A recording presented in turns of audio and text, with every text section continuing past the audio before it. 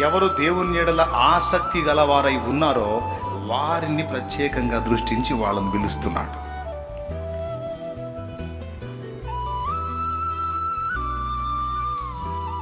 దేవుడు ఎవరినో ప్రత్యేకంగా పిలుస్తాడు, ఎక్కడో ఉన్న వాళ్ళని పిలుస్తాడు, లేకపోతే ఊరు బయట ఉన్న వాళ్ళని పిలుస్తాడు, ఊర్లో ఉన్న వాళ్ళని పిలుస్తాడు, మూలలో కాదు. అసలు ఎవరికి ఆసక్తి ఉందో వాళ్ళని స్పెషల్గా దృష్టిస్తాడు ఆయన. దేవుడు నిన్ను పిలవాలి, ఆయన్ని పనికి ఏర్పరచుకోవాలంటే వేరేదేం లేదు. ఆయన విషయమై నీలో ఉన్న ఆసక్తే ఆయన నిన్ను పిలవటానికి కారణమైంది. దేవునికి స్తోత్రం కలుగునుగా. అంతే కదా. మరి అట్లయితే పౌలుకి ఏం ఆసక్తి ఉందని పిలిచాడు అనండి. ఎందుకు లేదు? యేసుని ఎరగక మునుపు ధర్మశాస్త్రములో ఆసక్తి ఉంది.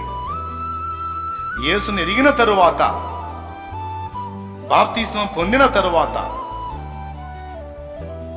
వెంటనే బయలుదేరిపోయి